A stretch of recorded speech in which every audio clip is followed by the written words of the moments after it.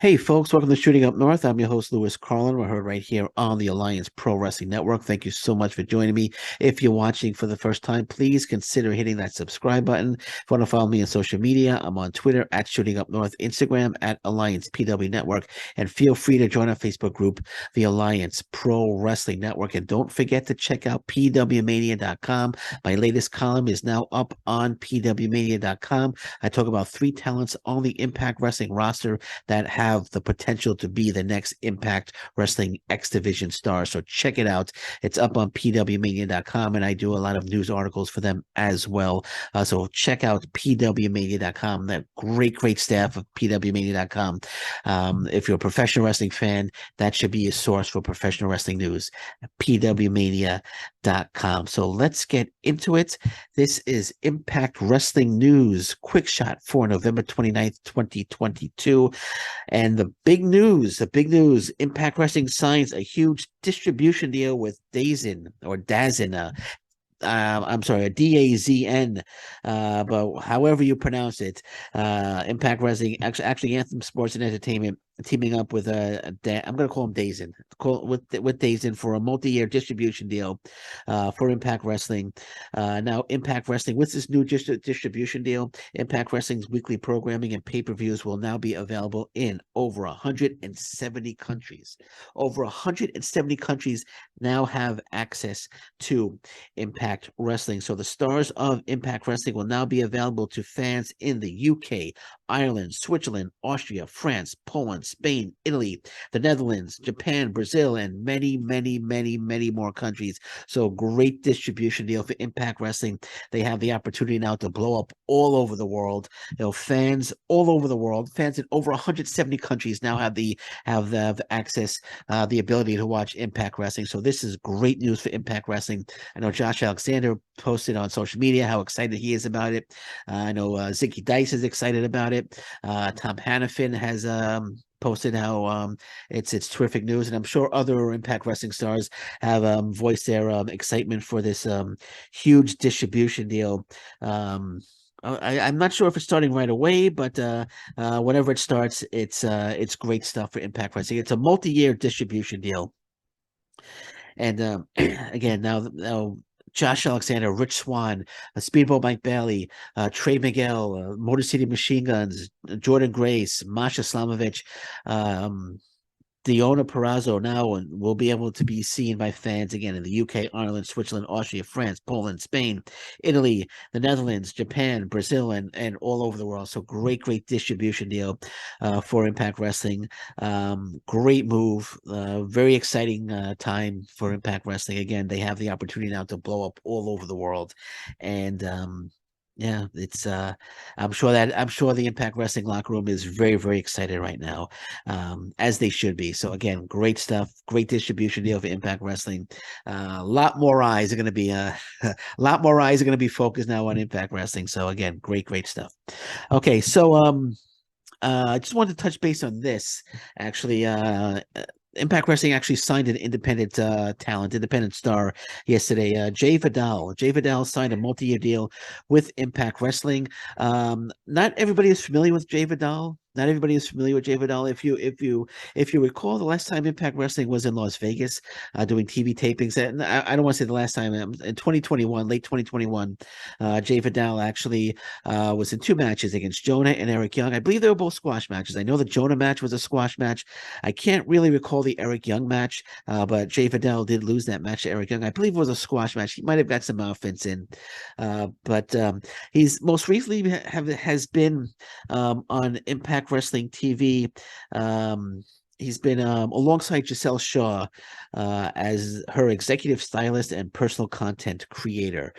So Jay Vidal has appeared recently alongside Giselle Shaw. So Jay Vidal announcing actually on LGBT in the Ring podcast, Outsports LGBT in the Ring podcast, that he has in fact signed a multi-year deal with Impact Wrestling. So I'll just read. This is from Jay Vidal.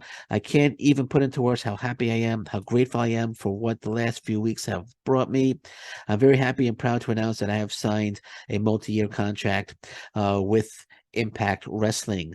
And also, he indicated that he's the first openly gay pro wrestler to sign with Impact Wrestling. And he said that it took a few minutes for that to sink in. So congratulations, Jay Vidal. I hope they brought him in as a talent. I was meaning to watch. As I said, I'm not really 100% familiar with the work of Jay Vidal. I'll have to watch a few matches on YouTube. But if they see something in Jay Vidal, if Impact Wrestling sees something in Jay Vidal, there must be something in Jay Vidal. And I just want to say congratulations. And I look forward to seeing what you bring to Impact Wrestling. All right, so on to Trey Miguel. Trey Miguel wants to defend his X Division title against indie stars in open challenges. Trey Miguel was actually a guest on the Battleground podcast and was asked who he'd like to defend his title against, as he's in the second reign of being X Division champion. And this is a lengthy comment, but I'm going to read it anyway. It says, "The shop is always open for business, but there is not someone I want coming into my store to buy something. Anyone can get it, though. If I think about it, I look at it like this. We had the tournament filled with the best of the X Division. The best of the X Division won the tournament," referring to himself. "So why go back and give an opportunity to people who couldn't get the job done? What I would like to do is take it back like a decade and do something like when I was a fan of Impact. Every week they would have faces from independents, of people who weren't signed or signed to a different company or frequented other companies, and have them do open challenges for the X Division Championship." I don't remember that. I remember the gut check. I don't remember open challenges for the X Division Championship, but this could have been a long, early in the TNA days. He said, "That's how I got familiar with a lot of people that I'm fans of now, and got to and now share the locker room with. That's something that is super cool because it's always a surprise. It gives you a reason to tune in. You might find your favorite indie wrestler or favorite AAA wrestler, or Crash wrestler, or a face from PWG or Revolver, and any of those places. You don't know what's going to happen, and I like having that sense of who is this guy, what can he do, and it constantly changing the way the match goes every single week." So he wants to defend the title against open challenges against indie stars, and I would be all for that. I would be all for that. It could get very interesting if indie stars such as Alec Price, Titus Alexander, Kevin Blackwood, Junior Benito, to name a few, would show up and challenge Trey Miguel for the X Division Championship. If that's the direction Impact Wrestling takes, but it seems like Trey Miguel wants to go in that direction, so maybe Impact Wrestling will go the direction Trey Miguel wants to go. And again, I would love to see like Alec Price, Titus Alexander, one of those guys coming in and challenging for the X Division Championship. Because there's a lot of terrific talent on the indie scene right now, and Impact Wrestling should really take advantage of that. And again, man, I mean, I would mark out. I would mark out if Alec Price or Titus Alexander or Junior Benito or Kevin Blackwood, and I'm sure there's plenty of names that I'm not mentioning right now. If one of them just showed up to enter an open challenge, I mean, I think once Alec Price, Titus Alexander, get an opportunity in Impact Wrestling, that they're going to get signed immediately. Impact Wrestling would be crazy not to sign those guys. But again, back to Trey Miguel, I would love to see the open challenge where indie stars show up week after week and challenge. And I'm not saying it's just indie stars. You'll have Impact Wrestling guys will maybe Jay Vidal could be could answer an open challenge, and he could show what he could bring to the ring, so stuff like that. But yeah, I'd be all for that. That would be very, very exciting. And then Impact Wrestling could showcase the future stars of Impact Wrestling as well. So I'd be for that 100%. And hopefully Impact Wrestling goes. I know there's been a lot of open challenges, but this sounds very intriguing. This sounds very intriguing to me. So hopefully Impact Wrestling will go in that direction. Now, I can't remember the name of the promotion. Let me pull it up. I want to make sure I give it the credit, because Joe Hendry defended the Impact Wrestling digital title, digital media championship, against Trent Seven over the weekend, and it was an absolutely terrific match. Terrific match. And I just want to pull up the promotion here. Okay, so it's PWT. It's PWT in Poland. I think PWT stands for something. Let me just see. Okay, it doesn't say, but PW, King on PWT. They had King on PWT #3 Legends.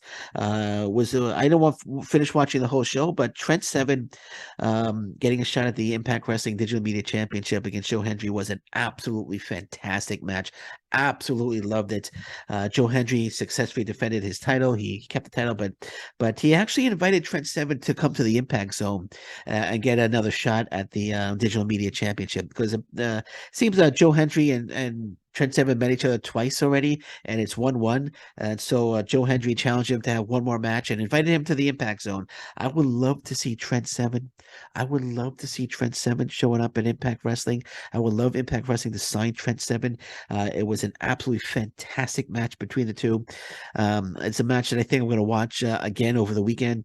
It was terrific match. If you subscribe to Fight Plus, you can watch it on Fight Plus. The whole show is on Fight Plus right now. But it was a great show. I mean, even if Trent Seven came to Impact Wrestling and teamed with Joe Hendry and they became a tag team, I'd be all for that as well. I give the tag team division another legitimate team.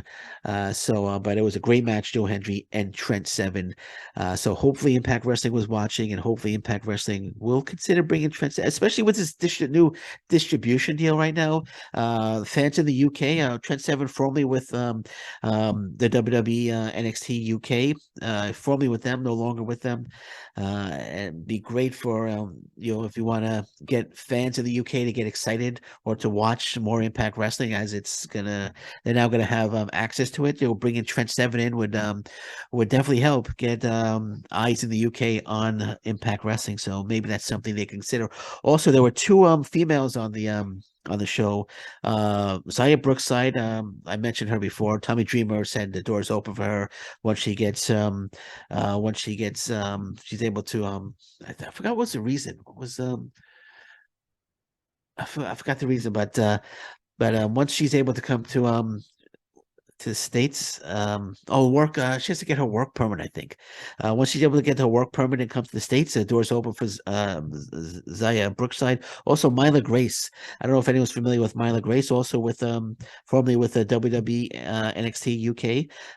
She's terrific as well. So I wouldn't mind Impact Wrestling bringing Trent Seven, Zaya Brookside, and Maya Grace. I was impressed by both of them.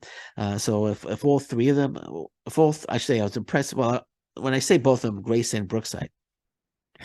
But if Impact Wrestling could bring all three of them in, to help bolster viewership in the UK, I'd be for that 100%. I'd be for that. I'd be for that 100%. But they should definitely consider bringing Trent Seven in. And last but not least, this is interesting. This is interesting. Again, this is wishful thinking on my part. So it says FTR. Fightful spoke with FTR, and they've actually Dax Harwood and Cash Wheeler, they've actually discussed non-AEW WWE plans. Says Dax Harwood claimed to Fightful that he's under belief that his current AEW contract ends at the end of April, and they originally actually thought they'd be up last year. However, he said he's evaluating options and says that he and Cash have had a lot of conversations about the future. One particular idea they've mentioned is that they could take a year off of wrestling for major companies and just do things that are fun to them. He said that having the opportunity to work more indies and for various companies have led them to find out how much they love that landscape. He spoke about his passion for wrestling and said that sometimes it comes across in a way he doesn't intend to detractors. So I'm just reading what Fightful Select has here. But what if they don't sign with AEW, they take the year off, and what if they spend 2 or 3 months in Impact Wrestling? What if FTR came to Impact Wrestling and feuded with the Motor City Machine Guns, feuded with Chris Bay and Ace Austin? I think that would be just wonderfully fantastic. Again, just wishful thinking on my part, but it seems like they want to take the year off and just do what they want to do. And if they do that, now of course AEW, WWE, they're going to be throwing big money at that FTR, Dax Harwood, and Cash Wheeler. So I don't know if they're gonna once they see the money coming, the money being presented to them, the contracts being presented to them. I don't know if they're going to take the year off, but if they do decide to take the year off, I could see them. I could see them possibly, while they run rampant on the indie scene. I could see them, showing up at Impact Wrestling, showing up at MLW, showing up at the smaller promotions. And again, like I would be okay with because with a 3-4 month deal for FTR and Impact Wrestling. Excuse me. I would be okay with that because you know that they're not going to be free agents for very long. You know that they've only taken their year off from a major company, so they can do what they want to do. And I'd be okay with them coming in feuding with Motor City Machine Guns, feuding with, like I said, Chris Bay, Ace Austin, feuding with you could say Heath and Rhino, but I don't I don't think I don't think Heath and Rhino would be on their radar. Uh, but um but yeah, I'd be okay with it. Will it happen? I don't know. Again, wishful thinking on my part.